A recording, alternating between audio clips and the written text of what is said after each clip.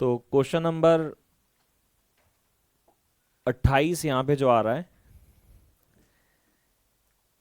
ये हमारा section C चल रहा है और बड़ा सिंपल सा थ्योरेटिकल क्वेश्चन है। इसमें शायद दो पार्ट हैं, क्योंकि आप लोगों के पास इसका हैंड रिटन मॉड्यूल है प्रिंटेड।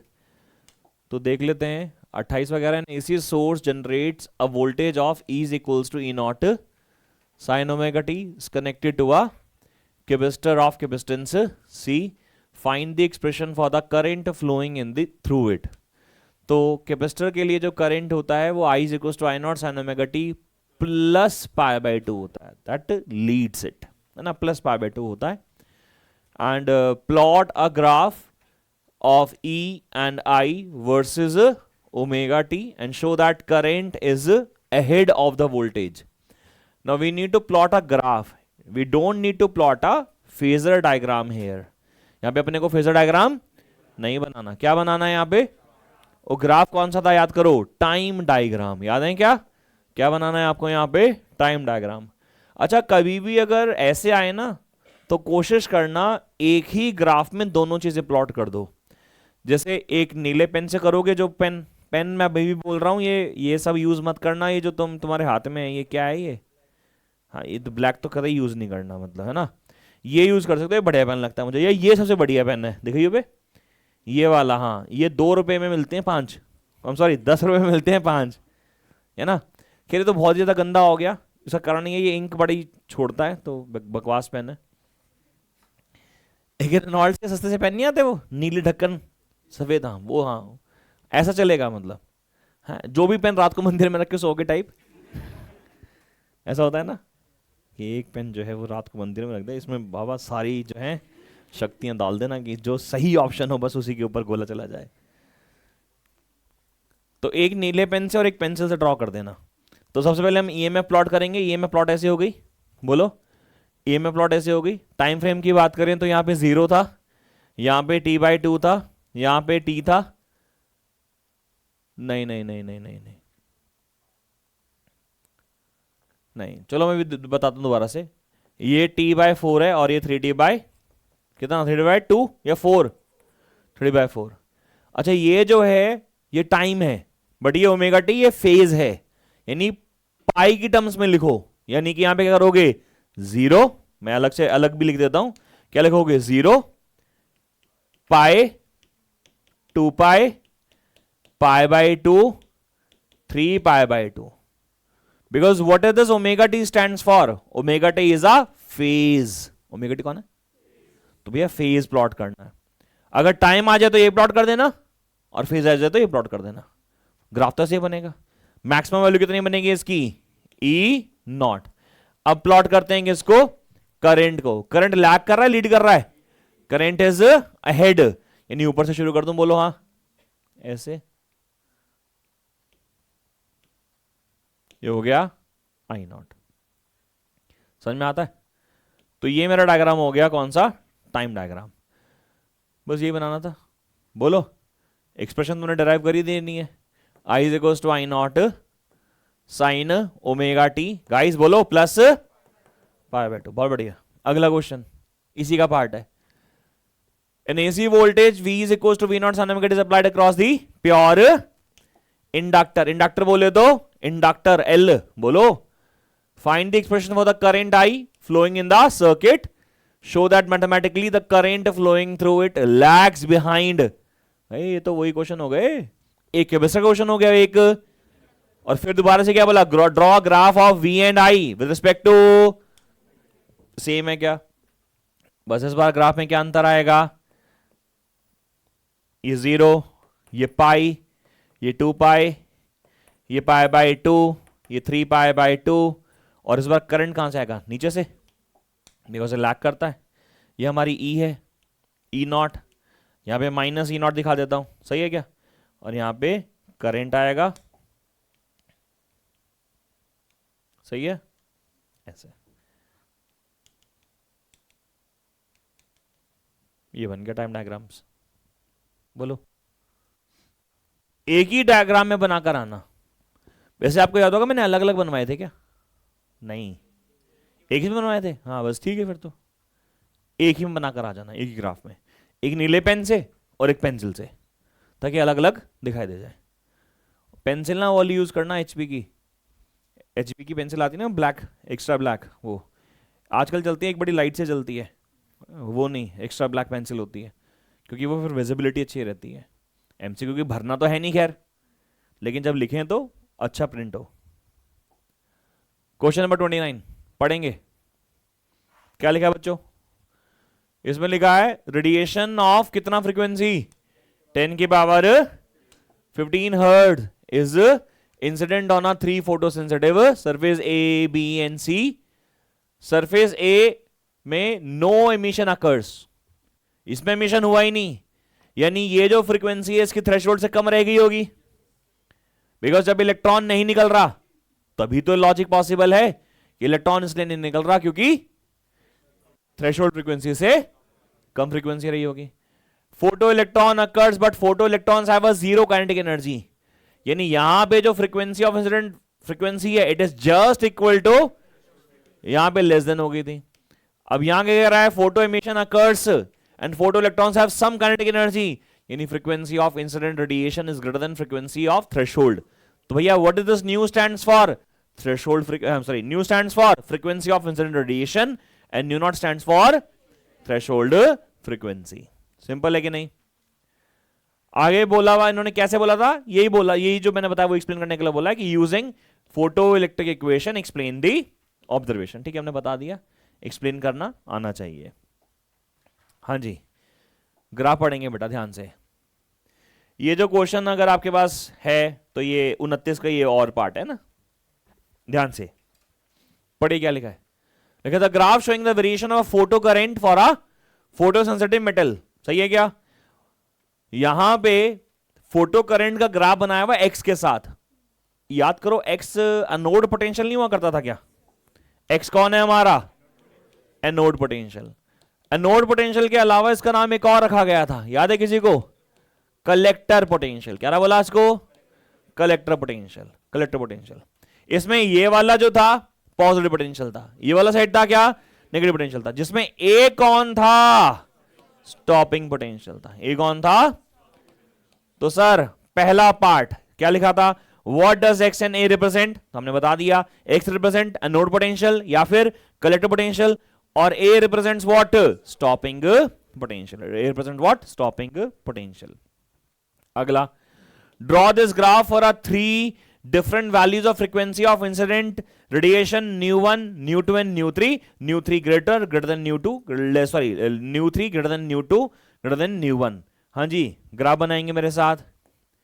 जब फ्रीक्वेंसी सबसे ज्यादा होगी तो kinetic energy of ejected electron भी सबसे ज्यादा होगी, और जब काइनेटिक एनर्जी सबसे ज्यादा होगी तो स्टॉपिंग पोटेंशियल भी सबसे, यानी अगर मैं 3 ग्राफ बनाऊं, बिकॉज फ्रीक्वेंसी चेंज करने से फोटो करंट चेंज नहीं होता, तो सबका फोटो करंट तो सेम ही है, फोटो इलेक्ट्रिक करंट। ठीक है, यहां पे क्या है बच्चों? Anode potential. सही है क्या? और ये 3 फ्रीक्वेंसीज हैं, ये 3 फ्रीक्वेंसीज हैं, ये स्टॉपिंग पोटेंशियल्स हैं, nu naught 1, nu naught V naught 2 और वी नॉट 3। इसके लिए फ्रीक्वेंसी न्यू 3 है, इसके लिए फ्रीक्वेंसी न्यू 2 है, और इसके लिए फ्रीक्वेंसी न्यू 1 है। सिंपल है क्या? तो ये हमारा हो गया ग्राफ। बेटा इस ग्राफ में गलती है, जैसे कुछ बच्चों ने ऐसे ग्राफ बना दिया, इस तरीके से ग्राफ ऐसे नहीं बनना। ठीक है, ये ऐसे नहीं बनना चाहिए, ये बनना चाहिए कैसे? ये बनना चाहिए ऐसे, एंड देन ये ऐसे। समझ में आया क्या? दोबारा बताता हूं कैसे बनाया मैंने ग्राफ।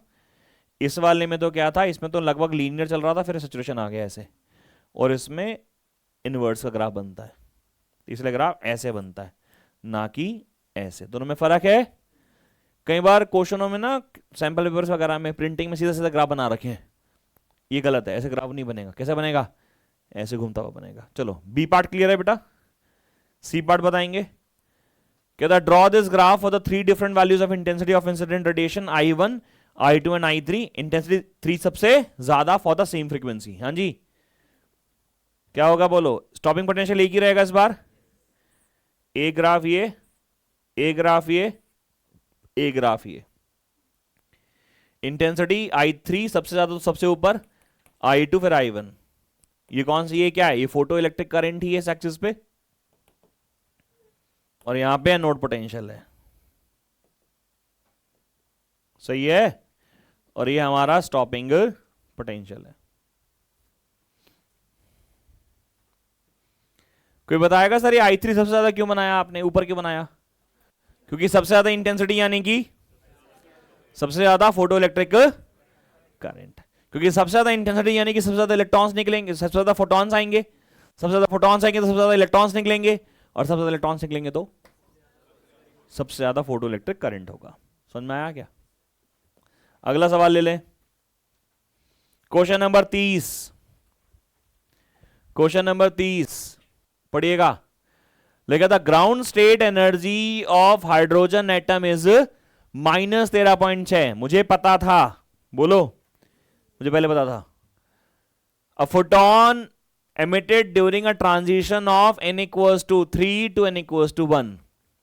सबसे पहले तो बच्चों हाइड्रोजन एटम है, -13.6 है, मुझे पता है थर्ड ऑर्बिट की एनर्जी -1.51 होगी, -1.5 होगी, राउंड ऑफ।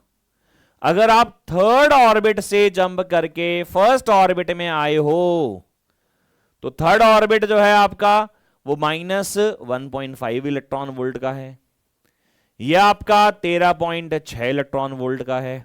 आपको साफ दिखाई दे रहा है जब ये ट्रांजिशन होगा तो कितनी एनर्जी बाहर निकलेगी? एनर्जी निकलेगी दिस माइनस दिस, यानी -1.5 माइनस माइनस प्लस 13.6 यानी कि 12.1 इलेक्ट्रॉन वोल्ट। अब ये 12.1 इलेक्ट्रॉन वोल्ट की एनर्जी बाहर निकल रही है। समझ में आया क्या? ये इसे निकालने के लिए कोई कैलकुलेशन की जरूरत बड़ी नहीं थी, पता था थर्ड की एनर्जी ये होती है, फोर्थ की एनर्जी ये होती है, फर्स्ट की एनर्जी ये होती है, ये n = 3 है, ये n = 1 है। इसे बोलते हैं सेकेंड एक्साइटेड स्टेट। n के 3 सेकेंड है, थर्ड सेकेंड एक्साइटेड स्टेट या फिर थर्ड परमिटेड लेवल। और n = 1 को क्या बोलते हैं? Ground state. अच्छा, यहां पे लिखा है कि ट्रांजिशन हुआ और वो जो लाइट निकली है it is incident on a photo sensitive material, यानी कि यहां से जो भी लाइट आपकी बाहर निकल रही है वो लाइट किस पे जाके पड़ी? एक फोटो सेंसिटिव सरफेस पे। अब जब ये फोटो सेंसिटिव सरफेस पे पड़ी तो ये एनर्जी यहां आते इलेक्ट्रॉन को इजेक्ट कर देगी। अरे बोलो तो सही यार, ये लाइट जैसी इस पे पड़ेगी, ये लाइट कहां से आई? सर वो ट्रांजिशन हुआ ना 3 से लेके 2 का, उसे लाइट एनर्जी आई, कितनी एनर्जी आई? 12.1 की। वो एनर्जी ऐसी इस पे पड़ी, क्या हुआ? इलेक्ट्रॉन इजेक्ट होगा। हमें बोला गया है the photoelectrons are emitted from the metal with a maximum kinetic energy equal to, यानी कि यहां से जो के मैक्स वाला निकल रहा है, इस पे क्वेश्चन भी आया था इसी पेपर में लास्ट क्लास, अगर आपको याद हो, जैसे बात कर रहे थे कि क्या इनकी काइनेटिक सबकी सेम होती है, स्प्रेड हो जाता है, इनका स्प्रेड हो जाता है, याद है क्या? उसका रीजन बताया था क्या? कि सर क्योंकि जब इलेक्ट्रॉन निकलता है तो कोलाइड करते हुए निकलता है, तो किसी की एनर्जी ज्यादा किसी की एनर्जी कम, इसलिए हम मैक्सिमम काइनेटिक एनर्जी वाला लेते हैं to make Einstein's equation of photoelectric effect. खैर के मैक्स की वैल्यू कितनी रखी है हमें? 9 इलेक्ट्रॉन वोल्ट। सवाल क्या पूछा है? Calculate the threshold wavelength of a material use. हमें इसकी थ्रेशोल्ड वेवलेंथ निकालनी है। थ्रेशोल्ड वेवलेंथ निकालने के लिए हमें पहले वर्क फंक्शन निकालना पड़ेगा, हाँ, बिकॉज वर्क फंक्शन का फॉर्मूला क्या होता है बच्चों? वर्क फंक्शन का मतलब होता है phi naught will be equal to SC by lambda naught. और लेमडा नॉट क्या है हमारा बेटा? Threshold wavelength. क्या है ये? थ्रेशोल्ड। तो थ्रेशोल्ड वेवलेंथ निकालने के लिए हमें सबसे पहले क्या चाहिए होगा बच्चों? वो चाहिए होगा हमें वर्क फंक्शन। तो I am using what? I am using Einstein's equation of photoelectric effect. Einstein's equation of photoelectric effect कहता है H न्यू, यानी एनर्जी ऑफ इंसिडेंट रेडिएशन। तो मैं सिंपली इसको E भी लिख सकता हूं, जो कि हमारा ये है बेटा, जो इंसिडेंट हो रहा है, is equals to work function plus KE max. तो बोलो फाई नॉट कितना आ गया? ये आ गया E माइनस के ई मैक्स। ई कितना है सर जो इंसिडेंट हो रहा है 12.1 माइनस के ई मैक्स कितना है हमारा, यह सर 9, यानी कितना आ गया 3.1 इलेक्ट्रॉन वोल्ट। तो ये 3.1 इलेक्ट्रॉन वोल्ट ये आ गया। फटाफट सारे बच्चे लैम्डा निकाल कर बताओगे।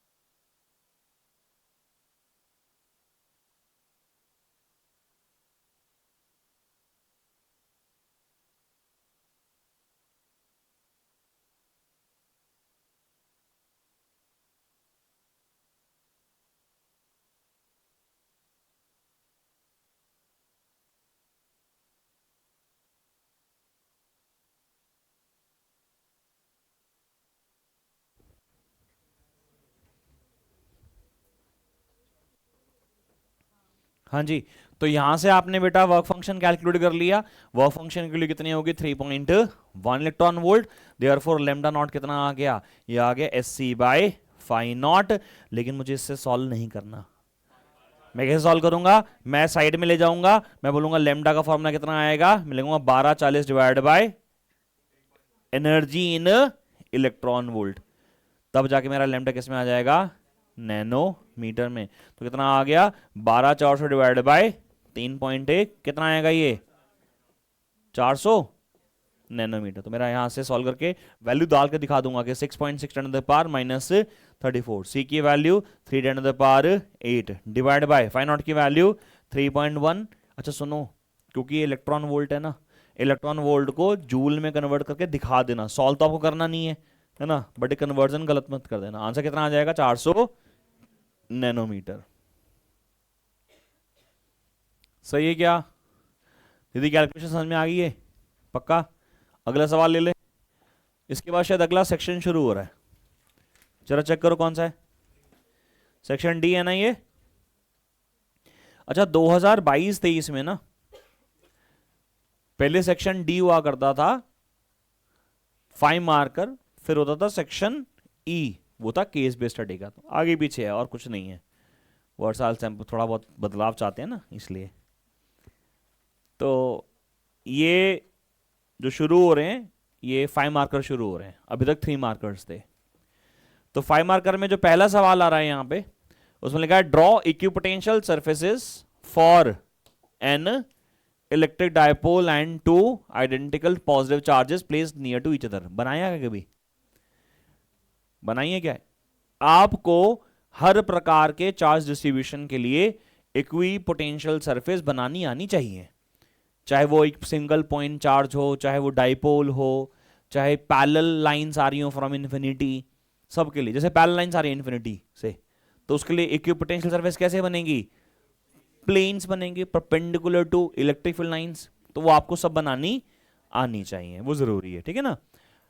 इसमें लिखा है पहला पॉइंट। दूसरा लिखा है in an parallel plate capacitor with air between the plates, each plate has an area of 6 into 10 to the power minus 3 meter square and the separation between them is 3 millimeter. A era, D era और air का epsilon तो मैं मालूम ही है 8.854 10 to the power minus 12 होता है, unit तो जो है वो है। तो हमें कैपेसिटेंस बताना है सबसे पहले तो बेटा। तो कैपेसिटेंस का फॉर्मूला क्या है बच्चों, A epsilon naught by D। Capacitance का फॉर्मूला क्या है, A epsilon naught by D।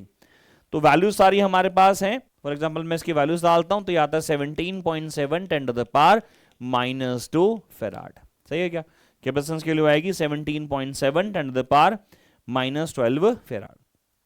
अगला सेम इसी पे बेस क्वेश्चन है कि if capacitor is connected to बेटा 100 volt supply, what would be the charge. Charge का फॉर्मूला क्या होता है, सीवी होता है सर। सी की वैल्यू कितनी बताइए, आपने भी निकाली ऊपर 17.7 10 टू द पावर बच्चों माइनस 12 मल्टीप्लाई बाय वी कितना है सर 100, कितना आ गया 17.7 10 to the power minus 10 coulomb. बोलो तो सही यार, ये हमारा चार्ज आ गया। सही है क्या? अगला क्या है बोलो, देखिए how would the charge on a plate affected if 3 millimetre thick mica 3 millimeter thick mica sheet of K equals to 6 is inserted in between the plates while the voltage supply remains connected. When it remains connected or dielectric slab inserted, the charge becomes what? K times of the initial charge. सही है क्या? K times ही क्यों बोला? क्योंकि जो आपने slab insert किया है, अगर आप ध्यान से देखो तो वो उतनी ही थिकनेस का है जितनी सेपरेशन है। बोलो, तो ये कंप्लीट फुलफिलमेंट हो गया, पार्शियल हो गया? तो कंप्लीट फुलफिलमेंट के लिए हमारा K टाइम्स है, तो K की वैल्यू कितनी है 6, तो 6 multiply by 17.7 into 10 to the power -10 coulomb हमारा आंसर आ जाएगा। तो ये आ रहा है 1.06 to 10 to the power -8 coulomb, ये मेरा आंसर आ जाएगा। समझ में आता है? तो ये तो सिंपल क्वेश्चन आया हुआ है ना? तो एनसीईआरटी जैसा ये क्वेश्चन है, सिंपल है, सिंपल पेपर में सिंपल क्वेश्चन आया हुआ है। ठीक है जी, अगला सवाल ले ले बेटा। ये हो गया ना, आगे चलो। ये हो गया है, आगे चलो। अगला क्वेश्चन और पार्ट है बेटा, ये और पार्ट है। सवाल क्या लिखा है? सवाल लिखा है sir, there are 3 charges minus Q, capital Q, minus Q are placed at the equal distances on an straight line. तो यहां पे माइनस क्यू चार्ज है, फिर यहां पे क्यू चार्ज है, फिर यहां पे माइनस क्यू चार्ज है, प्लेस्ड एट इक्वल डिस्टेंसेस। तो मान लीजिए ये आर पे है और ये भी आर पे है। If the potential energy of the system of 3 charges is 0, इसकी पूरी पोटेंशियल एनर्जी कितनी है? 0 है। इसको 1 मान लेता हूं, इसे 2 मान लेता हूं, इसे थर्ड चार्ज मान लेता हूं। तो भैया मुझे पोटेंशियल एनर्जी का फॉर्मूला याद है, याद है? जोड़े बनाओ। तो बोलो K इसका माइनस क्यू इंटू इसके साथ डिवाइड बाय आर, इसका साथ बन गया। फिर इसका इसके साथ बोलो प्लस K क्यू स्क्वायर लिख दूं सीधा सीधा, बिकॉज ये माइनस क्यू और ये भी minus Q, divide by distance कितना यहां से आर, ये हो गया 2r, पहला खत्म हो गया। बोलो, फिर इस पे आ गया, इसका इससे ऑलरेडी, तो फिर इसका इससे बना दो, कितना बनेगा बोलो? Plus K Q into minus Q divide by R, इसके बन गए पूरे। फिर इस पे आ जाओ, इसका इससे बन चुका है, इसका इससे बन चुका है। वैसे 3 चार्जेस का 3 ही बनते हैं। बोलो हाँ, 4 चार्जेस होते तो 6 बनते, याद है? वो एनसीईआरटी क्वेश्चन बहुत इंपॉर्टेंट है। सही है क्या? तुम्हारे एडमिट कार्ड नहीं आए क्या स्कूल के? 12 को आ रहे हैं? ओहो, तो 12 तारीख को तो एडमिट कार्ड लेके ही आओगे, बस हम मशीन रखवा देंगे, फोटो कॉपी करा के वो माइंड मैप ले जाना अपने। माइंड मैप याद है? हाँ, वो ले जाना अपने अपने, काम किया है बहुत, बिना उसके दूंगा नहीं। कह रहा मत दो, हम किसी से फोटो कॉपी करा लेंगे, करा ले, मैं नहीं दूंगा। हाँ बाबू, ये 0 दे रखा है क्या? कितना आ गया? माइनस के क्यू अपॉन में आर, ये कितना है? माइनस के क्यू अपॉन में आर, तो -2 हो गया। बोलो हाँ, प्लस के क्यू स्क्वायर अपॉन में, कोई दिक्कत? इसको इधर ले जाओ, कितना आ गया बोलो? ये बन गया 2k divide by R is equal to K Q square upon में 2r। के से के गया, क्यू से क्यू गया, एक आर से एक आर काट दिया, तो 2q is equal to q by 2। किसका रेशियो निकालना है? कैपिटल क्यू अपॉन में स्मॉल क्यू का। So this becomes what? 1/4। Simple question है क्या? सिंपल क्वेश्चन है। ये पार्ट हो गया, सही है। अगला पार्ट क्या निकालना है? अगला पार्ट देखिए क्या निकालना है। अगर निकालना है obtain the expression for the electric field intensity due to uniformly charged spherical shell of radius capital R at a point R from the center of shell outside it। Gauss theorem की application का एक part derivation का पूछा है इन्होंने। जैसे मान लीजिए आपको बोला गया है कि एक स्फेरिकल शेल है, स्फेरिकल शेल पे चार्ज हमने डाल दिया, इसका रेडियस है कितना? Capital R. बोलो हाँ। कह रहा बाहर निकाल दो, तो फिर तो डेरिवेशन का एक पार्ट है ना। आपको याद करो, हमने 3 करवाए थे। एक करवाया था आउटसाइड, एक कराया था ऑन द सरफेस, एक कराया था हमने इनसाइड। कौन सा पूछ रहा है? बस आउटसाइड करना है। यानी हमारा जो डेरिवेशन है बच्चों, वो सिर्फ इसका आएगा, ये वाला आएगा। यहां पे अगर हम लोग लेते थे, याद करो, तो इलेक्ट्रिक फील्ड का फॉर्मूला आता था के क्यू अपॉन में R square. It was something like क्या? It is something like the whole charge is concentrated at the, however charge is distributed on the surface, but for a outside point it is assumed or it can be considered to be concentrated at the center of the sphere. इसकी derivation तो मैंने one shot lecture में भी कराई थी हम लोगों को, है ना, तो वो कर लेंगे. तो ये एक डेरिवेशन करनी है. फिर कह रहा है ग्राफ बना दो. ग्राफ बना दो किसके लिए? आर लेस देन आर के लिए भी और ग्रेटर देन आर के लिए भी. यानी कि आप ग्राफ बना दो और आपको अगर याद हो, अगर मैं इलेक्ट्रिक फील्ड को डिस्टेंस के साथ प्लॉट करूं और यहां R is equal to capital R है, तो यहां तक तो जीरो रहेगा. उसके बाद यहां पे डॉटेड लाइन बनानी, डॉटेड डॉटेड, ठीक है. और उसके बाद ऐसे इनवर्स, सही है क्या? और ऐसे मार्क कर देना, बता देना कि ये ऑन द सरफेस है. अगर वो याद हो तो सिग्मा बाय एप्सिलॉन नॉट हुआ करती थी वैल्यू, तो ऐसे ग्राफ बन जाएगा. सही है क्या? बोलो. तो 5 नंबर क्वेश्चन हो गया.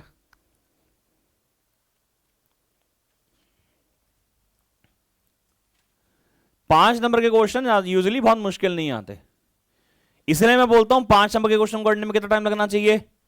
20 मिनट, इससे ज्यादा नहीं बेटा. 20-22 मिनट से ज्यादा लग रहे हैं तो उसका मतलब आपको प्रैक्टिस करने की जरूरत है कि कितना लिखना है. कोई ज्यादा तो नहीं लिख रहा. इमेजिन करो आपने 3 घंटे का मॉक टेस्ट दिया और आपने मॉक टेस्ट लिखा और आपने देखा यार मैंने 40 मिनट जो है जो 5-5 नंबर के 3 क्वेश्चन में करे.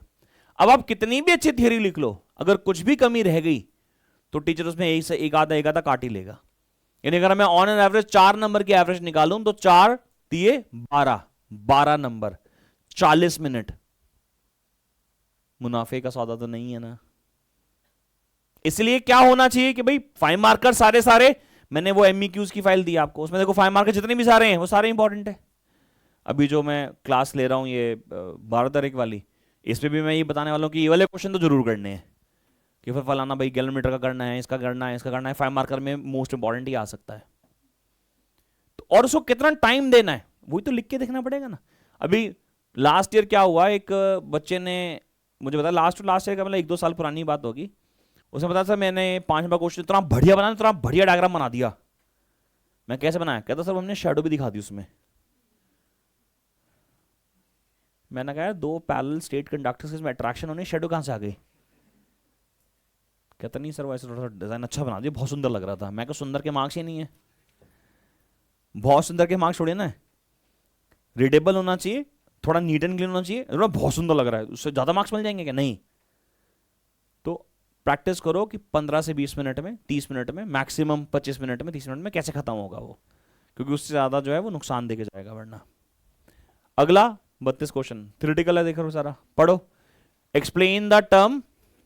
चलो जी सब बच्चे मेरे को वेलोसिटी की डेफिनेशन सिखाएंगे. The average velocity of electron with which electron is drifting in the direction opposite to electric field is called as, it is of the order of few millimetre per second. ज्यादा आपको बड़ी कम होती है ये.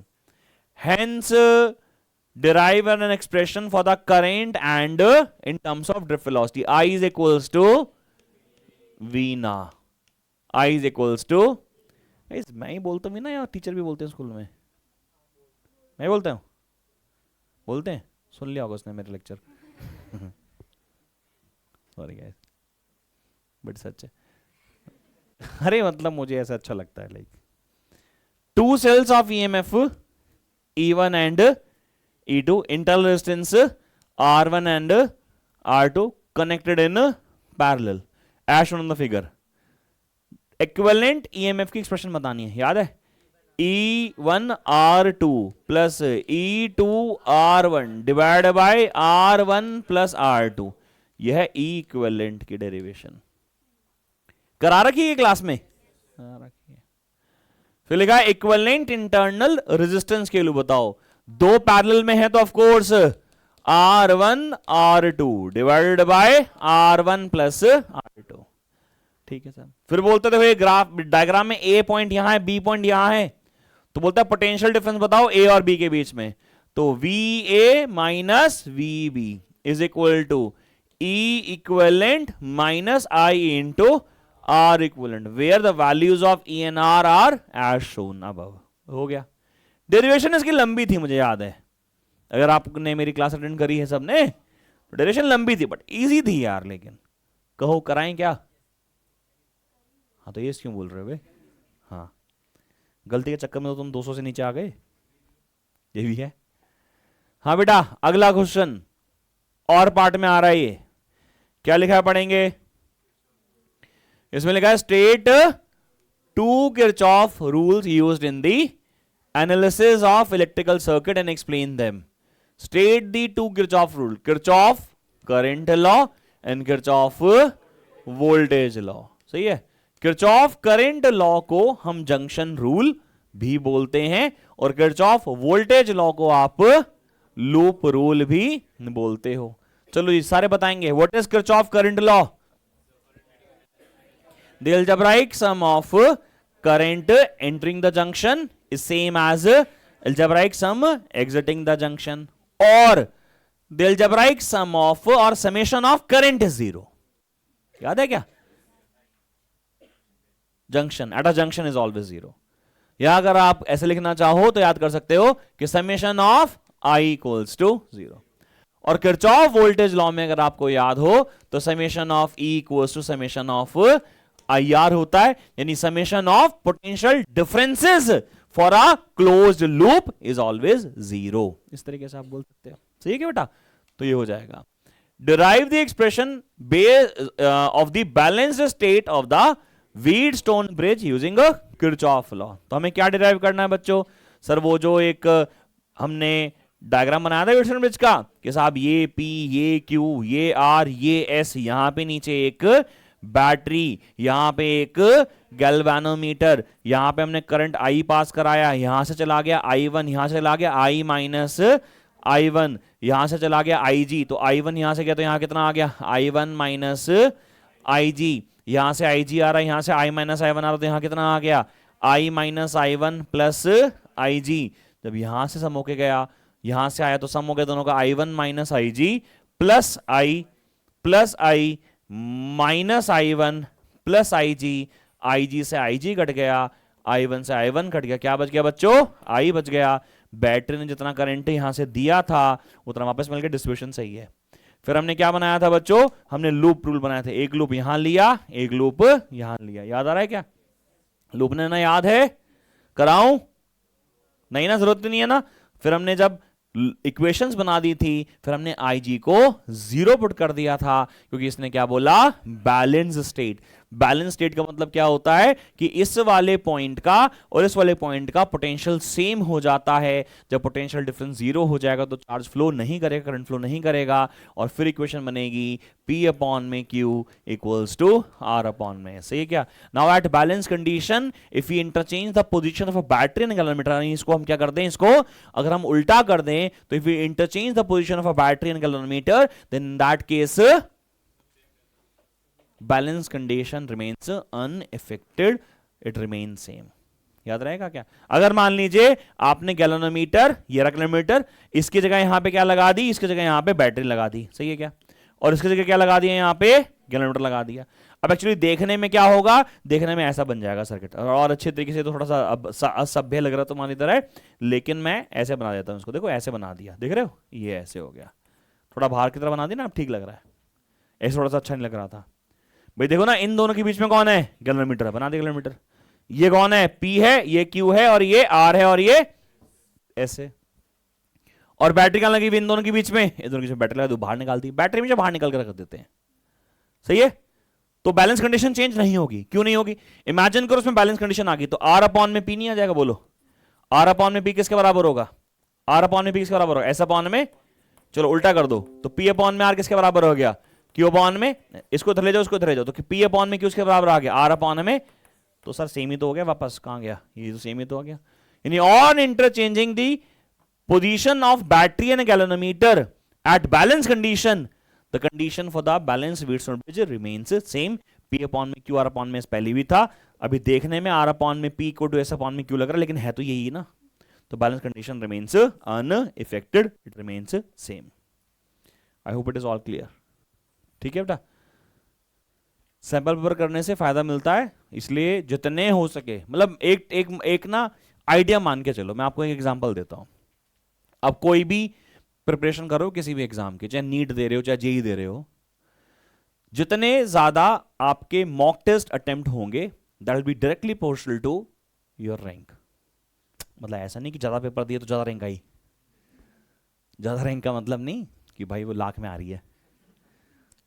7 लाख है, ये 7 लाख इतने देंगे बस। तो जितने ज़्यादा मॉक टेस्ट दोगे उतना ज़्यादा रिजल्ट इंप्रूव करेगा। चलो मेरे हिसाब से कितने मॉक टेस्ट आपको देने चाहिए? आप बताओ, आपके हिसाब से कितने मॉक टेस्ट होने चाहिए? एटलीस्ट आपको 20 मॉक टेस्ट अटेम्प्ट करने चाहिए before your exam. 20 still like a good number. अब अटेम्प्ट करने का मतलब क्या है? पेपर्स को देखो। तुम्हारे पापा ने, मम्मी ने पिछले 1 महीने से कहना शुरू कर दिया होगा, वो सैंपल पेपर कर ले, सैंपल पेपर है। बोला किसी ने? पेरेंट्स ने, बड़े भाई ने, बहन ने, बोला किसी ने? अपन लगे हुए किसमें? एनसीईआरटी की रीडिंग करेंगे। एनसीईआरटी की रीडिंग करने का टाइम था अप्रैल, मई, जून, जुलाई, अगस्त, जब मैं भी बात करता था कॉन्सेप्ट बिल्डिंग, अच्छे से फिजिक्स पढ़ना है, फिजिक्स इन योर लाइफ। अभी कुछ फर्क नहीं पड़ता, दिख रही है नहीं दिख रही है फिजिक्स। क्वेश्चन होने चाहिए। और क्वेश्चन कैसे होंगे? जब आपको ये रट जाएगा कि क्वेश्चन कैसे पूछा जाएगा। अब आपको पता है ना कि व्हीटस्टोन से क्वेश्चन कैसे पूछा जाता है, आपको पता है ना किरचॉफ का क्वेश्चन कैसे पूछा जाता है, आपको पता है सेल के अंदर डेरिवेशन आती है, आपको पता है ना कि भाई किस प्रकार से कोई सवाल कैसे पुट किया जा रहा है। हमें उसी की प्रैक्टिस करनी है, इसलिए maximum number of question paper आपको अटेम्प्ट करने चाहिए। मैं आप लोगों को अभी जब अगले उसमें आओगे तो मैं अपने बताऊंगा। मैंने और भी कुछ पेपर्स आपके लिए अरेंज किए हैं जो आपके यूट्यूब के चैनल पे, बिकॉज हमारे सैम्पल पेपर ना उस पर भी आ रहे हैं, तो उनके डिस्क्रिप्शन में भी डाल देंगे, गूगल ड्राइव पे डाल के, ताकि आप वहीं से वहीं अटेम्प्ट कर लो विद सॉल्यूशंस। और आपके पास तो है ही, यहीं पे बहुत सारे पेपर्स अवेलेबल है, लिख कर देखो। जिसने 20 पेपर लगा लिया ना, मतलब ये मान के चलो कि उसका तो हो गया, उसके 60+ नंबर लाने से कोई रोक ही नहीं सकता। 20 पेपर का मतलब कितने क्वेश्चन हो गए? 20 पेपर का मतलब कितने क्वेश्चन हो गए? 600-700 क्वेश्चन हो गए इस बार। 700 क्वेश्चन बहुत होते हैं यार। और ऐसा तो है नहीं कि हर पेपर में एक जैसा क्वेश्चन मिल रहा है, थोड़े थोड़े सिमिलर मिल रहे हैं, थोड़े सिमिलर। मतलब आपको कंफर्म होता आ रहा है यार ये क्वेश्चन तो आगे ही आएगा, तो उस क्वेश्चन को और अच्छा लिख देंगे कि यार ये पॉइंट लिखना है, ये पॉइंट लिखना है, ये पॉइंट लिखना है, यानी उसकी आंसर की उसका ब्लूप्रिंट भी होना, ताकि मैंने जो लिखा भाई वो कम है, उसमें कोई गलती है उसे ठीक भी तो कर लूं। इसलिए ज्यादा से ज्यादा मॉक टेस्ट देने हैं, ठीक है ना। चलो क्वेश्चन ये क्लियर हो गया। अगला क्वेश्चन पे आ जाए बेटा। अगला क्वेश्चन कौन सा है?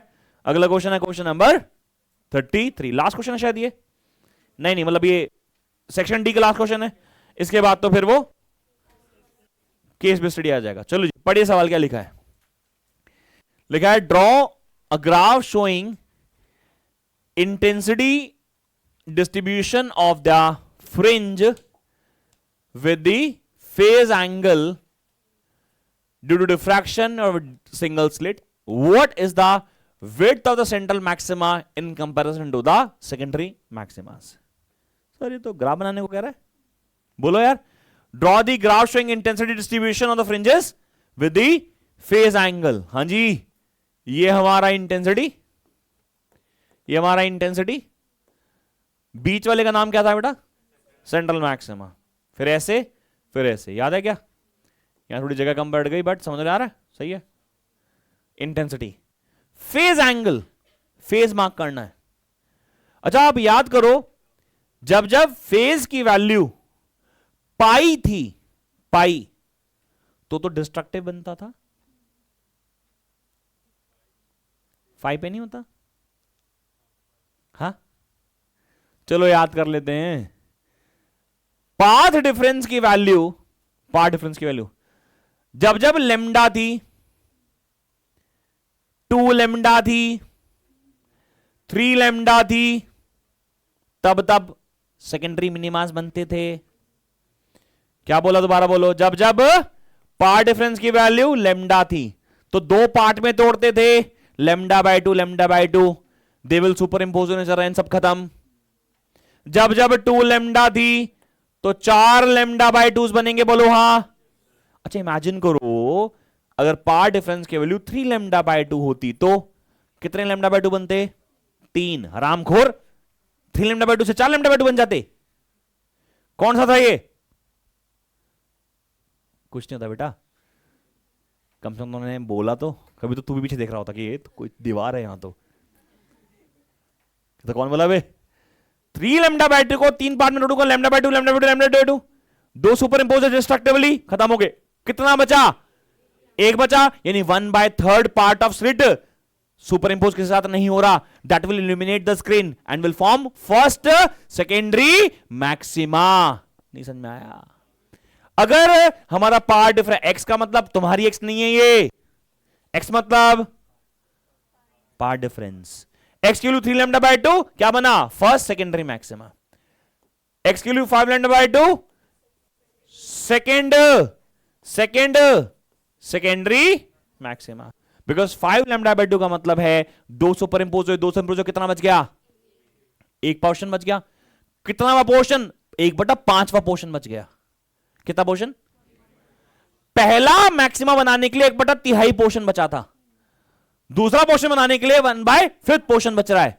यानी साफ है कि जो पार्ट स्लिट का रोशनी डाल रहा था, पहला डाल रहा था 1/3 पार्ट। नहीं समझ में आ रहा सर? नहीं आया ना? वो मुंह बना रही पीछे बैठ के, क्या बोल रहा है यार। एक्स की वैल्यू जब भी 3 लैम्डा बाय 2 है तो कितने पोर्शन में टूटा? 3 में। आपको लैम्डा बाय 2 के पेयर्स बनाने होते हैं, तो लैम्डा बाय 2 ये, लैम्डा बाय 2 ये, लैम्डा बाय 2 ये, पेयर आपस में खत्म हो जाता। ध्यान रखना, पेयर जो होगा बनेगा वो आपस में खत्म हो जाएगा। अकेले रहोगे तो इल्यूमिनेट कर दोगे, ज्ञानवर्धक बात। लेकिन तिहाई पोर्शन कर रहा है ना इल्यूमिनेशन यहां पे, 1/3 पार्ट। भाई 2 तो खत्म हो गए, तो 1/3 ने इल्यूमिनेशन किया। अगर x की वैल्यू 5 लैम्डा बाय 2 होती, lambda by 2 lambda by 2 lambda by 2 lambda by 2 and lambda by 2, ये सब आपस में क्या हो जाते? खत्म। यानी कितना पार्ट स्लिट का रोशनी डालेगा? 1/5 पार्ट। अब जब पार्ट डिफरेंस की वैल्यू 7 लैम्डा बाय 2 होगी, बताओ 1/7 पार्ट। इसलिए तो पहला मैक्सिमा बड़ा है, फिर अगला छोटा, फिर अगला। तो पहला मैक्सिमा कितने पार्ट ऑफ स्लिट ने बनाया? 1/3 पार्ट ऑफ स्लिट ने बनाया। अगला मैक्सिमा कितने पार्ट ने बनाया? 1/5 पार्ट ने बनाया। इसलिए इंटेंसिटी ग्रेजुअली डिक्रीजेस। समझ में आ रहा है क्या? खैर, अभी चले जाते हैं इस पे। मिनिमास के लिए x की वैल्यू या तो लैम्डा, या तो 2 लैम्डा, या तो 3 लैम्डा, यानी x की वैल्यू आ गई बेटा n लैम्डा। बोलो हाँ या ना? ये किसके लिए आ रही है? ये आ रही है सेकेंडरी मिनिमा के लिए। बोलो तो सही यार। तो x की वैल्यू कितनी आ गई? n lambda. x की वैल्यू आ गई n लैम्डा। अब x की वैल्यू n लैम्डा आ गई, तो फाई का फॉर्मूला कितना आ गया? 2 pi by lambda into x. तो फाई को कितना आ गया? 2 pi by lambda into x की वैल्यू कितनी आ गई? n lambda. कितना आ गया? फाई का वैल्यू कितना आ गया? 2n पाई n की वैल्यू 1 डाली, n की वैल्यू 2 डाली, n की वैल्यू 3 डाली, एंड सो ऑन। सही लिखा है, गलत कर दिया कुछ? सही है। अब फर्स्ट सेकेंडरी मिनिमा अगर हमने बनाना है तो क्या आएगा? 2 पाई। n की वैल्यू 0 से शुरू नहीं हो सकती, 0 से शुरू नहीं हो सकती। क्यों नहीं हो सकती सर?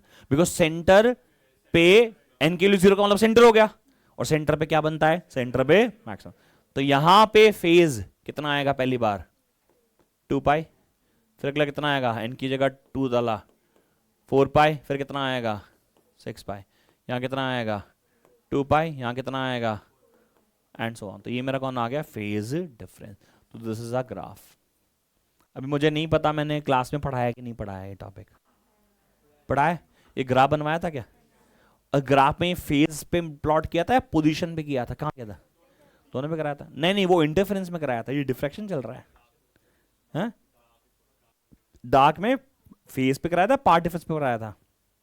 अब जैसे इमेजिन करो, ये फेज डिफरेंस की जगह बोल देता, ये जैसे इन्होंने बोला ना, draw a graph showing intensity variation with phase angle. Phase angle बोलता पार्ट डिफरेंस, तो फिर हमें n लैम्डा के टर्म्स में प्लॉट करना पड़ता। n की वैल्यू 1 होती तो क्या हो जाता? यहाँ पे ये हो जाता लैम्डा, ये हो जाता 2 लैम्डा, ये हो जाता 3 लैम्डा। समझ में आ रहा है क्या भाई? ये क्या प्लॉट्स किए हैं? ये पार्ट डिफरेंसेस प्लॉट किए हैं। फिर सर ये क्या प्लॉट किए हैं आपने? ये आपने फेज डिफरेंस प्लॉट किए हैं। सही है क्या? चलो आगे चले। इसमें एक और पार्ट पूछा है, what is the width of central maxima in comparison to that of secondary maxima? It is double, it is double. और वैसे अगर आप देखो तो ये क्वेश्चन जो है 2 मार्क का है, ये 3 मार्क का है, तो इसमें आप एक्सप्रेशन को पूरा लिख दो, एक्सप्लेन कर दो तो बेहतर है। मतलब आप इसको डिराइव भी कर सकते हो क्योंकि बहुत बड़ी डेरिवेशन है नहीं। तो जो बीटा नॉट है यानी सेंट्रल मैक्सिमा की, वो ट्वाइस ऑफ क्या होगा, बीटा होगा। और बीटा नॉट क्या हो गया, width of central, right, width of central maxima rather, जो भी आप बोलना चाहते हो, है ना। और बीटा क्या होगा, width of secondary maxima, width of secondary maxima.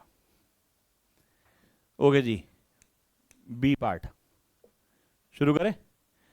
लिखा है ray P Q is incident normally on the face A B, दिखाई दे रहा है आपको, पी क्यू ऐसे इंसिडेंट हुआ। As shown in the figure the prism is made of transparent medium of refractive index 2/√3, trace the path of the ray it passes through the prism, calculate the angle of emergence and the angle of deviation. Board पे ध्यान लगाएंगे सारे। ये रे जब ऐसे गई होगी तो ऐसे गई, बोलो, यहां पे ऐसे इंसिडेंट हुई। अच्छा, कितने एंगल पे ये इंसिडेंट हुई एक्चुअल में हम लोग यहां पे बता सकते हैं। कैसे बता सकते हैं भाई, ये 60 है, ये 90 होगा, तो ये कितना हो गया 30। अगर ये 30 होगा तो कितना हो गया 60। इसका एंगल ऑफ इंसिडेंस इस फेस पे कितना है 60 है। इसका रिफ्रैक्टिव इंडेक्स यहां पे जो है बेटा वो है 2/√3। कितना है 2/√3, सही है। अब मुझे एक बात बताओ, for prism sign IC, critical angle का फॉर्मूला 1/μ होता है। साइन आईसी यानी कि आईसी का मतलब क्या है, क्रिटिकल एंगल। तो यहां पे म्यू की वैल्यू क्या दे रखी है 2/√3, यानी √3/2 हो जाएगा। बोलो सही है क्या।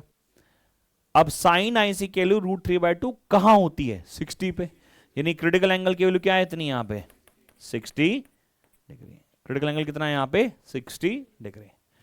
जब क्रिटिकल एंगल यहां पे 60 डिग्री आ गया और आपका एंगल ऑफ इंसिडेंस भी 60 डिग्री ही है, तो whenever a light incident on a surface separating two media going from a denser to rarer medium at an angle of incidence equal to critical angle, light always grazes the surface।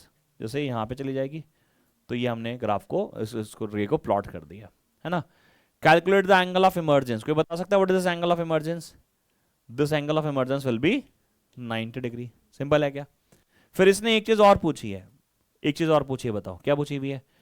Find the angle of emergence and the angle of, अब angle of deviation क्या, angle of deviation में सबसे पहले तो ये हमारी रे ऐसे जा रही थी, तो हमें ये एंगल बताना है, ठीक है। अब अगर इसको देखें तो वर्टिकल अपोजिट एंगल 60 डिग्री होगा, बोलो हाँ, तो कितना हो जाएगा, तो एंगल ऑफ डेविएशन कितना हो गया यहां पे 30 डिग्री। क्वेश्चन क्लियर है कि नहीं है बेटा, बोलो तो सही यार। ठीक है, आगे चल सकते हैं। हाँ लिखो, टेक योर टाइम, कोई नहीं।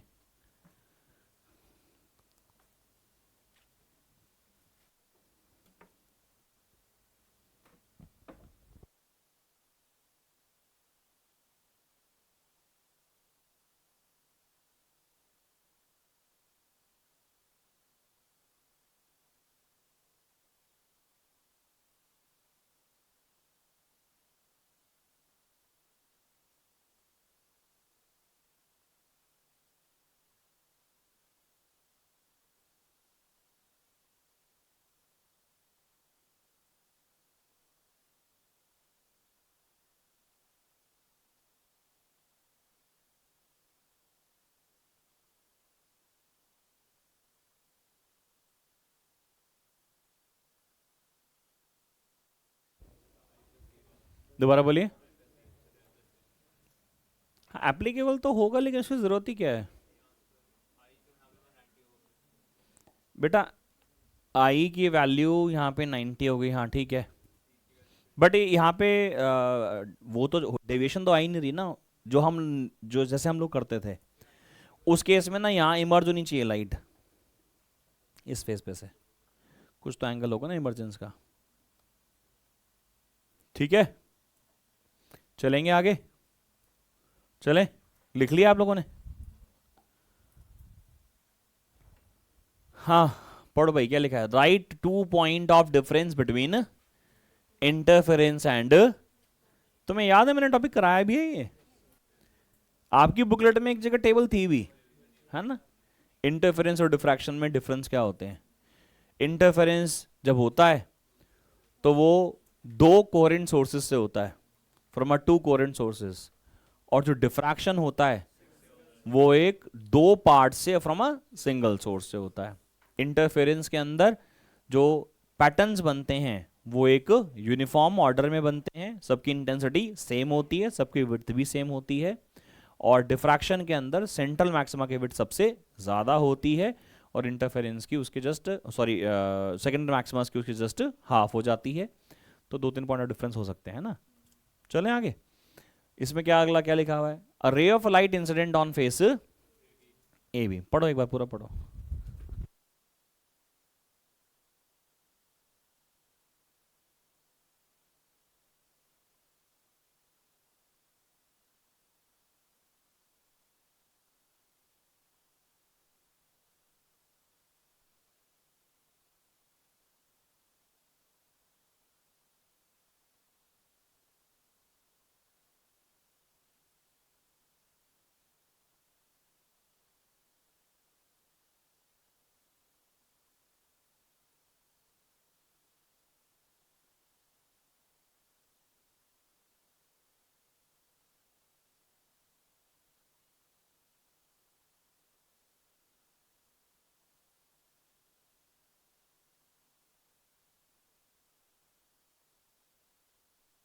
हाँ बेटा, किया क्या?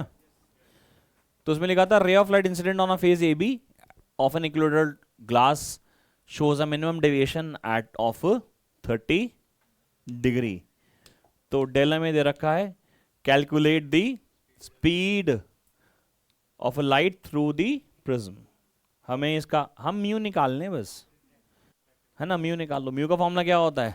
Sign of A plus del M by two divide by sine of A by two. तो उसको हम अगर सॉल्व करते हैं तो कितना आ जाएगा? ये आ जाएगा mu is equals to sine of A की वैल्यू 60 है, 60 प्लस डेल एम की वैल्यू है 30, तो 60 plus 30 divide by 2 divide by sine 30, because 60/2 हो जाएगा। ये हो जाएगा 45, तो साइन 45, है ना? साइन 45 डिवाइड बाय साइन 30, यानी 1/√2 डिवाइड बाय 1/2, यानी कि √2, यानी म्यू की वैल्यू कितनी आ गई? √2, है ना? अब म्यू की वैल्यू जो होती है सी बाई वी होती है, तो वी कितना आ गया? सी बाई म्यू, सी होता है 3 × 10⁸ डिवाइड बाय √2। ये मेरा आंसर आ जाएगा। सही है ना? तो ये बी पार्ट हो गया इसका फर्स्ट पार्ट। दूसरा क्या है? Find the angle of incidence of the face A B so that emergent ray grazes. उसी क्वेश्चन का उल्टा पार्ट हो गया ये, बट म्यू चूंकि अलग है तो आंसर सेम नहीं होगा। तो वही मैं डायग्राम बना देता हूं कि यहां ये पड़ा है ऐसे, ये ऐसे गया तो ये ग्रेज कर रहा है, ठीक है ना? अब ये एंगल तो 60 डिग्री है ही बेटा, बोलो। और नहीं नहीं, यहाँ पे ये एंगल मैं ऐसे नहीं बनाता, क्योंकि इस पे एंगल ऑफ इंसिडेंस हमें पूछा है। तो हम मान लीजिए किसी भी एंगल पे ले जाते हैं इसको ऐसे, और ऐसे ले जाते हैं और फिर हम ग्रेजिंग दिखा देते हैं। सही है? तो ये तो हमारा 60 है बच्चों, सही है? ये ग्रेज कर रहा है। अच्छा, अगर ग्रेज कर रहा है तो ये एंगल हम निकाल सकते हैं। अरे भैया, ये ग्रेज कर रहा है, ग्रेज कर तो एंगल निकाल सकते हैं, बोलो। मैं सेकंड का सोल्यूशन लिख रहा हूं, मैं लिख रहा हूं इसको आई सी। बोलो बेटा, साइन आई सी का फॉर्मूला क्या होता है? फॉर फेस ए सी की बात कर रहा हूं, बोलो। साइन आई सी का फॉर्मूला क्या होता है? 1 में म्यू। म्यू कितना है? 1 में हो गया, तो साइन आई सी की वैल्यू कितनी आ गई? 1/√2। हाँ बेटा, आई सी की वैल्यू कितनी आ गई? 45 डिग्री। बोलो हाँ। बच्चों, ये एंगल कितना आ गया इधर? 45। अगर ये 45 है तो ये भी कितना होगा? ये क्या हो गया यार, शिट। हाँ, इसे ठीक कैसे करते थे बे? इसको ऐसे कर दूं?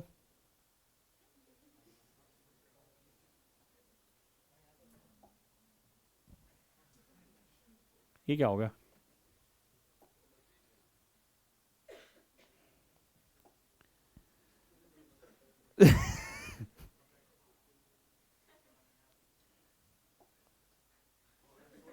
करो और थोड़ा सा,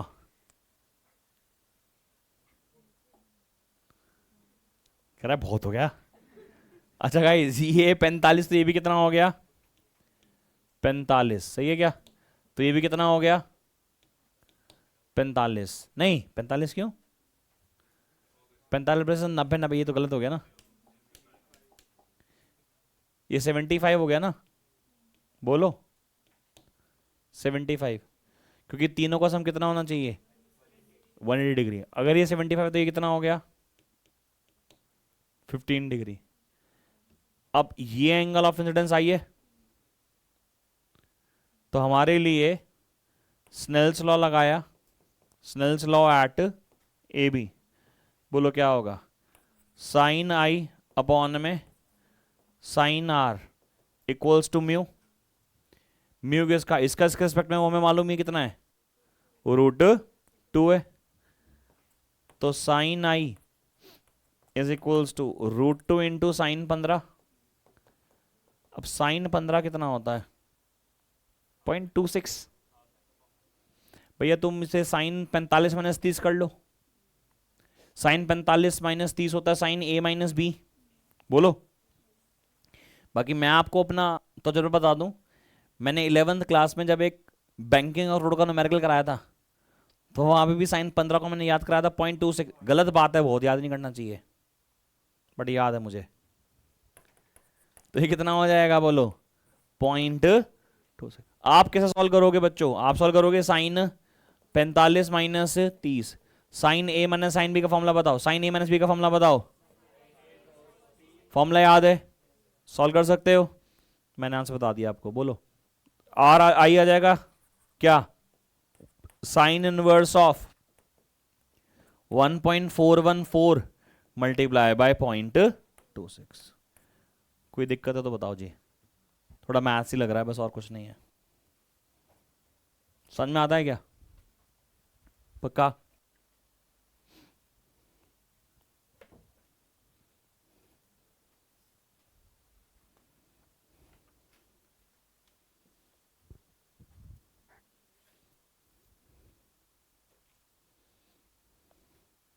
देखो आपको साइन इनवर्स तो सॉल्व करके नहीं आना, अंदर ब्रैकेट तो सॉल्व करके आओगे, बट साइन 15 की वैल्यू 0.26 निकली, इसके हेल्प से निकली, मुझे तो खैर याद थी वैल्यू, एनसीईआरटी में ना बहुत सारी वैल्यूज बहुत ज़्यादा रिपीटेड है। 11th क्लास में एक न्यूमेरिकल करा रहे थे हम लोग जब बैंकिंग ऑफ रोड में, विदाउट फ्रिक्शन और विद फ्रिक्शन, जिसका आंसर, एक का आंसर आया था 28.1, एक का आया था 38.1, याद है? नहीं अब क्या होगा, कहाँ याद होगा तुम लोगों को, ऑफ कोर्स। तो ये इसका आंसर आ गया है,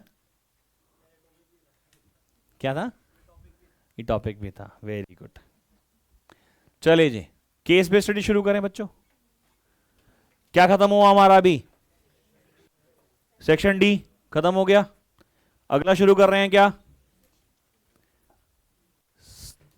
case based study, last section है ये। इसमें लिखा है कि a large number of optical devices, मतलब ऑप्टिक्स पे बेस्ड क्वेश्चन है,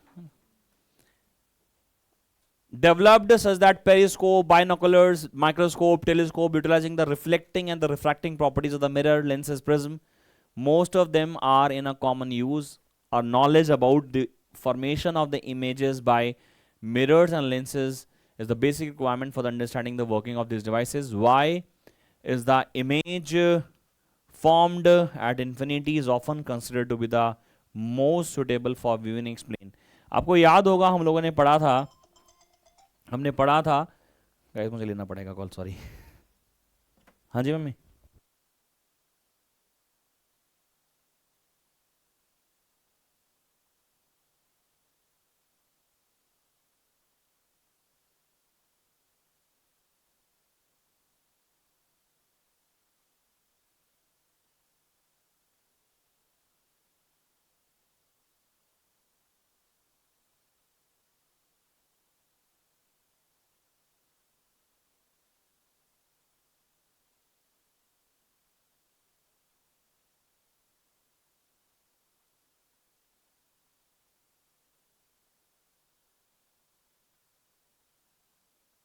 सॉरी।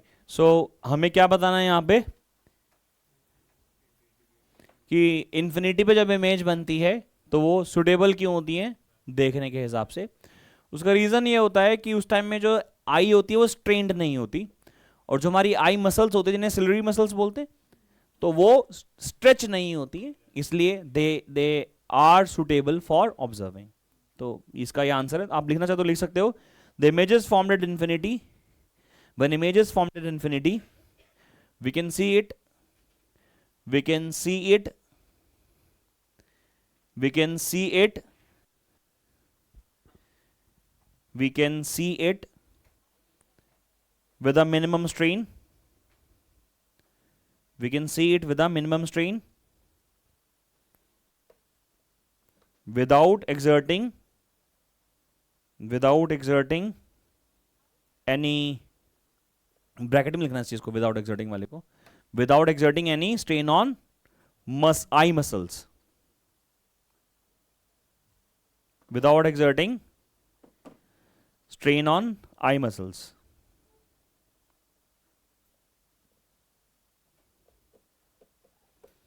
चलिए जी अगला सवाल देखें बेटा, सेकेंड पार्ट पढ़ें एक बार।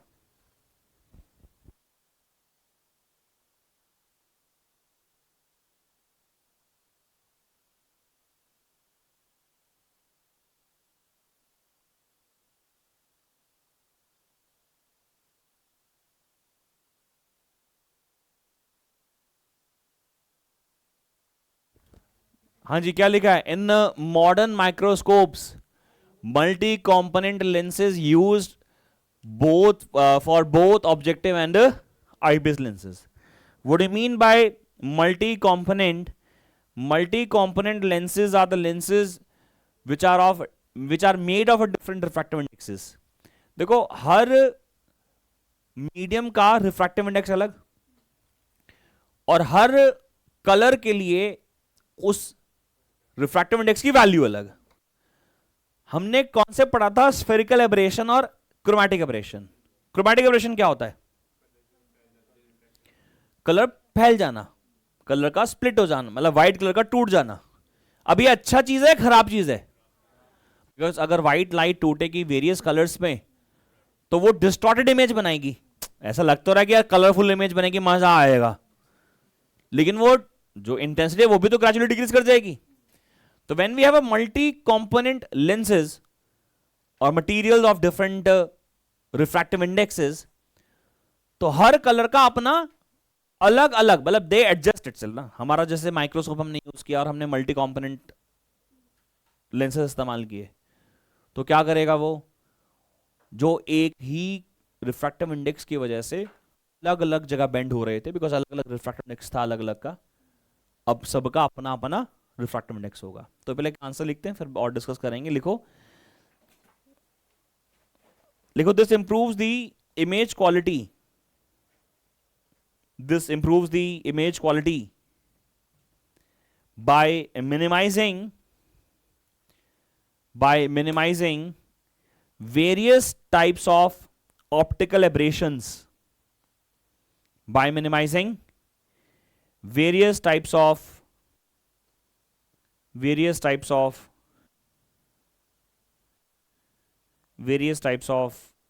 optical aberration। एब्रेशन याद है? aberration in lenses,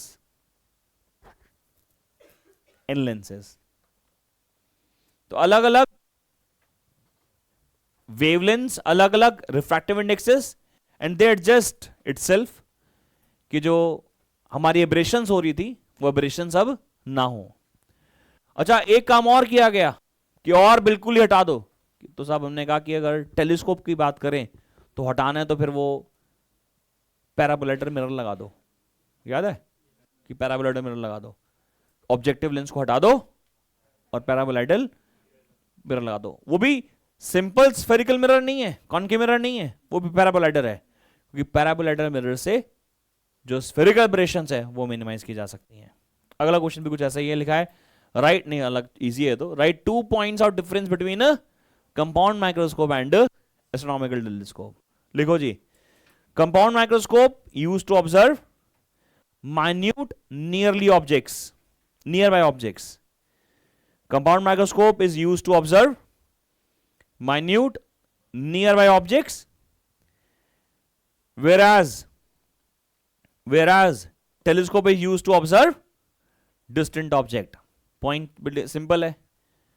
Microscope क्या करता है? Used to observe minute nearby objects, whereas telescope is used to observe distant objects. दूसरा लिखो, compound microscope, in compound microscope focal length of objective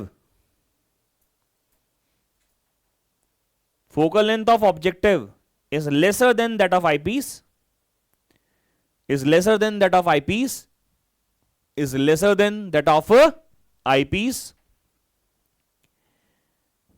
and in telescope focal length of objective is larger than eyepiece, and in telescope focal length of objective is larger than eyepiece. जब आप diagram बनाते थे ना तो ऐसा बनता था, देखो ये बताओ और ये बताओ, इनमें से कौन सा टेलीस्कोप और कौन सा माइक्रोस्कोप बताओ. ये थोड़ा सा ज्यादा छोटा बना दिया वैसे मैंने, इतना भी छोटा नहीं बनाना चाहिए था. बोलो, ये ऑब्जेक्टिव, ये आईपीस, ये ऑब्जेक्टिव, ये आईपीस. जिन्हें याद ना रहता हो ना, बस ऐसे सोच लेना कि दूरबीन कभी देखी हो ना तो वो आगे से मोटी होती है, पीछे से पतली होती रहती है ना. तो ये किसका बनने वाला है? ये टेलीस्कोप का. ये किसका बनने वाला है? माइक्रोस्कोप का. ठीक है ना. अपर्चर भी बोल सकते हो आप, अपर्चर.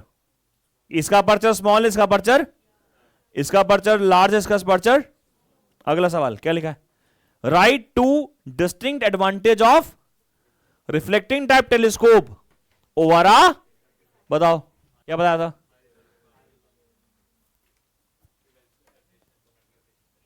क्रोमैटिक एब्रेशन नहीं होती, स्फेरिकल एब्रेशंस नहीं होती, इजी टू हैंडल होता है. रीजन है because to have a high magnification the focal length must be small. Um focal length of eyepiece rather, ऐसे बोलना चाहिए. फोकल लेंथ ऑफ नहीं objective, focal length of objective must be small ना. दोबारा formula, magnification का formula जो था ना वो फोकल लेंथ ऑब्जेक्टिव के डायरेक्टली प्रोपोर्शनल था. F not by F E, 1 plus F E upon में डी. ठीक है ना, मल्टीप्लाई करेगा तो अंदर ब्रैकेट के अंदर बोल रहे हैं. चलो प्रोपोर्शनल तो एफ ओ ए है. Magnification of telescope is directly proportional to what? Focal length of objective. जितनी ज्यादा फोकल लेंथ होगी ऑब्जेक्टिव लेंस की उतनी ज्यादा, तो ज्यादा है, हाँ है, लेकिन जितनी ज्यादा कर दो, ज्यादा करने के चक्कर में हमने इतना बड़ा लेंस बना लिया कि वो हैंडल ही नहीं हो रहा. उसकी जगह हमने क्या किया, एक मिरर ले लो. मिरर तो आसान है क्योंकि एक तरफ से ब्लैक कर दिया और उसको दीवार के साथ लगा के रख दिया, इजी टू हैंडल होगा. बिकॉज हमें क्या चाहिए? हाई मैग्नीफाइंग पावर चाहिए, हाई रिजॉल्विंग पावर चाहिए. दोनों के लिए अपर्चर फोकल लेंथ ज्यादा चाहिए ऑब्जेक्टिव का. इसके लिए हमने क्या करा? ऑब्जेक्टिव को रिप्लेस ही कर दिया.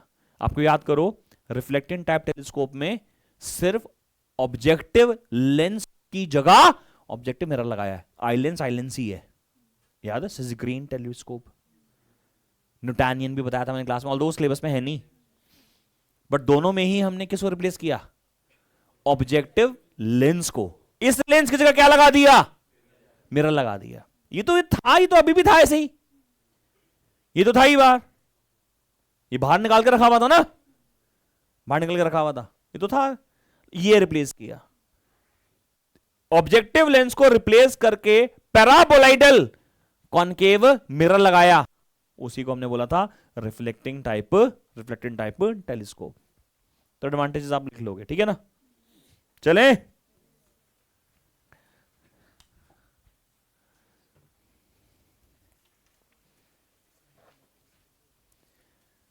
ओके. ये जो है ये सिलेबस का नहीं है because this is LED which is called as a light emitting diode.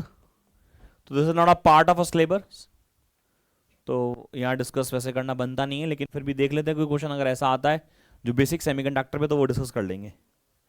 इसका पहला पार्ट जो आ रहा है, इसमें बोला है कि why LED made of a semiconducting compounds Why are the LEDs made of a compound semiconductors and not for the element semiconductors?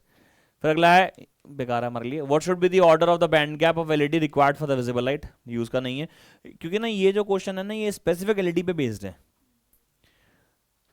JEE में तो हम लोगों ने पढ़ा है इसको, है ना, जेई और नीट में पढ़ा है हम लोगों ने इसको कि सेमीकंडक्टिंग कंपाउंड जो होता है वो गैलियम आर्सेनाइड फॉस्फाइड होता है, और विजिबल के लिए चाहिए तो बैंड गैप कम से कम 1.8 इलेक्ट्रॉन वोल्ट का होना चाहिए, बिकॉज अगर 1.8 इलेक्ट्रॉन वोल्ट का एनर्जी गैप होगा तो जो उसमें से रेडिएशंस निकलेंगी वो विजिबल लाइट के रेंज की होंगी। तो खैर ये सिलेबस का पार्ट नहीं है, ये क्वेश्चन भी क्या करना, छोड़ो,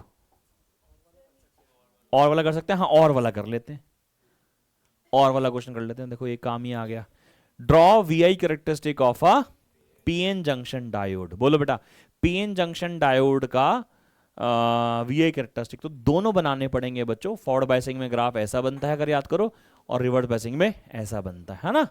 यहां ड्रॉ कर दोगे अगर आपको याद हो, ये वी के होता था और यहाँ पे ये वी जेड होता था। ये हमारा फॉरवर्ड करंट है मिली एम्पियर का, और ये हमारा माइक्रो एम्पियर का रिवर्स करंट है। तो पूरा अगर यहाँ लिखना चाहो तो आप लिख सकते हो, यहाँ हो गया रिवर्स करंट, ये हो जाएगा यहाँ पे ऊपर हो जाएगा फॉरवर्ड करंट, यहाँ हो जाएगा फॉरवर्ड 22 वोल्टेज, और यहाँ हो जाएगा ये रिवर्स 22 वोल्टेज। सही है क्या? हाँ दोबारा बोल। शूट दिखा दिया ना यहाँ पे? नहीं यार एक्चुअली क्या है, पीएन जंक्शन जर्नल बोल दिया ना, तो अब सिलिकॉन का जर्मेनियम का क्या वैल्यू दिखाएंगे? रिवर्सिंग में दिखा तो दी, ये रिविजिट दिखा तो दिया, शूट नीचे दिखाओ, बिल्कुल दिखाओ। एक ही ग्राफ में दोनों बना दो, एक ही ग्राफ में दोनों बना दो। फिर अगला क्या कहता है, in forward base in reverse base दोनों दिखा दिया, ठीक है, हो तो क्या है ये, सही है। तो ये हमारा था सैंपल पेपर 2022-23।